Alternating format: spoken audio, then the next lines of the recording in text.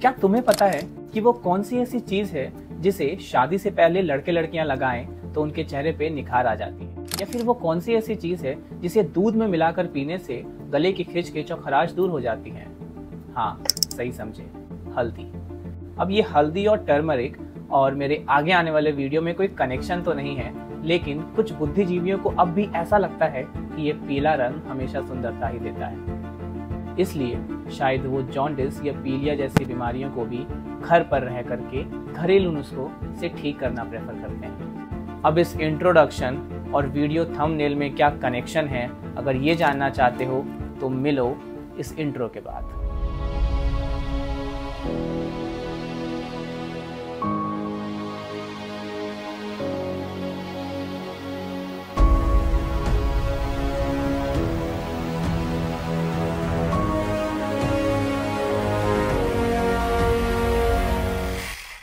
अब बात दरअसल ये है कि रात के बज रहे थे 2 और क्योंकि मैं एक रेसिडेंट डॉक्टर हूँ पीडियाट्रिक्स डिपार्टमेंट में एक सरकारी मेडिकल कॉलेज में, तो मैं अपने कलीग्स और जूनियर्स के साथ पेशेंट से भरी खचमखच इमरजेंसी को मैनेज कर रहा था।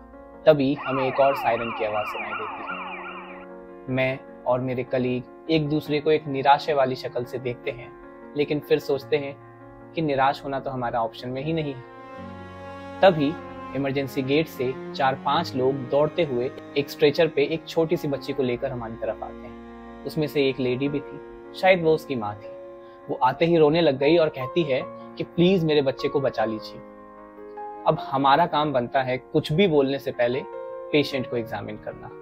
तुरंत हमने बच्चे को इमरजेंसी टेबल पे शिफ्ट करवाया और इमरजेंसी में ही एग्जामिनेशन शुरू कर दिया। अब कुछ बीमारियां ऐसी होती है ना कि जिसका प्रेजेंटेशन बिल्कुल ऑब्वियस होता है, मतलब उसे एक जूनियर से जूनियर डॉक्टर भी समझ सकता है, लेकिन उन्हीं बीमारियों का इलाज उतना ही ज्यादा डिफिकल्ट। 6 साल की यह बच्ची अपने होश में नहीं थी। शरीर पूरा पीला पड़ रखा था और पेट बलून की तरह फूला हुआ था।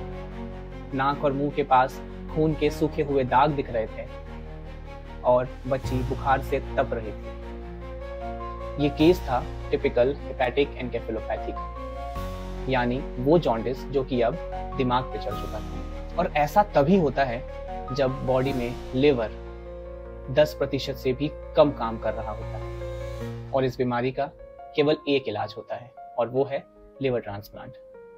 अब लिवर ट्रांसप्लांट जितना रेयर और क्रिटिकल सर्जरी है, उतना ही ज्यादा कॉस्टली भी है। और एक इंडियन मिडिल क्लास फैमिली या फिर वो लोग जो कि गवर्नमेंट सेटअप में ट्रीटमेंट कराने आते हैं, उनके लिए ये अफोर्ड कर पाना ना के बराबर है।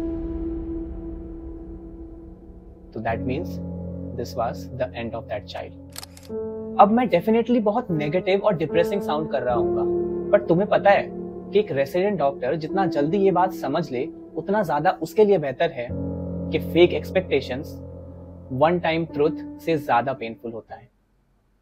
बट क्या ये बीमारी हमेशा से इतनी ही सीरियस थी या फिर कोई ऑप्शन नहीं था हम इस बच्चे को बचा सकें? So the answer is no. अब ना तुम्हें थोड़ा फ्लैशबैक में लेके चलता हूँ और बताता हूँ कि आखिर ये बीमारी स्टार्ट कैसे हुई। छाया 1 महीने पहले बिल्कुल ठीक थी, लेकिन 1 महीने पहले ही उसे बुखार होता है और उसके 2 दिन बाद उसकी आंखें पीले पड़ने लगती हैं। इसका मतलब जॉन्डिस हो जाता है उसे। अब एक नॉर्मल इंडियन फैमिली की तरह उन्होंने भी घर के बगल वाले मेडिकल शॉप से डोलो लेकर छाया को दे दिया। बुखार थोड़ा उतरा था और जॉन्डिस के लिए दादी का एक इम्पॉर्टेंट रोल काम आता है। छाया की दादी ने बहुत सोच समझकर एक डिसीजन लिया और उसे शहर से 60 किलोमीटर दूर एक छोटे से गांव में ले गई, जहां पर एक बाबा थे। अब जिस कॉन्फिडेंस से छाया की दादी उसे बाबा के पास ले गई थी, उसी कॉन्फिडेंस से बाबा ने भी एक जादू की पुड़िया उन्हें पकड़ाई और छाया के जॉन्डिस को पानी में इस तरह निचोड़ा कि साफ पानी अब बिल्कुल पीला हो चुका था।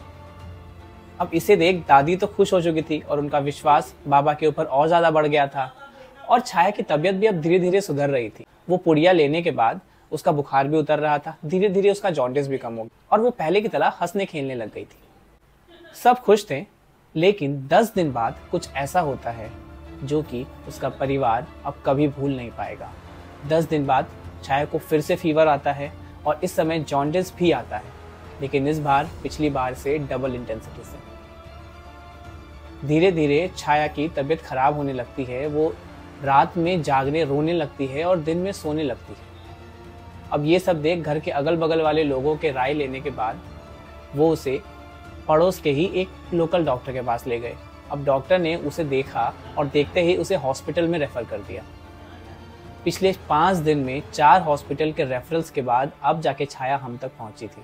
अब अगर तुम नॉर्मल से समझदार हो तो तुम्हें ये समझ में आ चुका होगा कि यहाँ पर लापरवाही कब और कैसे हुई। ऐसी लापरवाही जिसमें कि इन छोटे नन्हे बच्चों की जान चली जाती है, ऐसे केसेस हम अपने हॉस्पिटल में हर दूसरे दिन देखते हैं। अब इन सब के बाद छाया की एंडिंग कैसे हुई मैं ये यहाँ पर तो नहीं बताऊंगा, लेकिन अगर तुम समझदार हो तो तुम इस बात को समझ चुके होगे कि this was one of the worst death that a person can have. क्योंकि इसमें हम कुछ भी कर ले, कितना भी प्रयास कर ले, लेकिन हम ट्रीटमेंट नहीं कर पाते। तो ऐसी बीमारियों और ऐसी लापरवाहियों से बचो, सही समय पर सही इलाज से अपने और अपने घर वालों की जान बचाओ और दादी नानी के ओल्ड स्कूल नुस्खों से बचकर अपने आलस को थोड़ा छोड़कर और कुछ पैसों के बचाने के चक्कर में अपने दवाई वाले भैया को अपना डॉक्टर मत बनाओ। So this was the tragic story of Chhaya and I hope आप लोगों को इससे ये आइडिया डेफिनेटली मिल चुका होगा कि सही समय पर सही ट्रीटमेंट लेना जान बचा सकता है, वहीं अगर नहीं करें तो कोई भी कीमत उस जान को वापस नहीं ला सकती। तो मिलते हैं अगले वीडियो में गाइस एक और नई स्टोरी और एक अवेयरनेस के साथ। Till then if you like my channel and the content do consider to like share and subscribe, क्योंकि ये जानकारी सबके लिए ज़रूरी है। मिलते हैं अगले वीडियो में। Till then bye bye.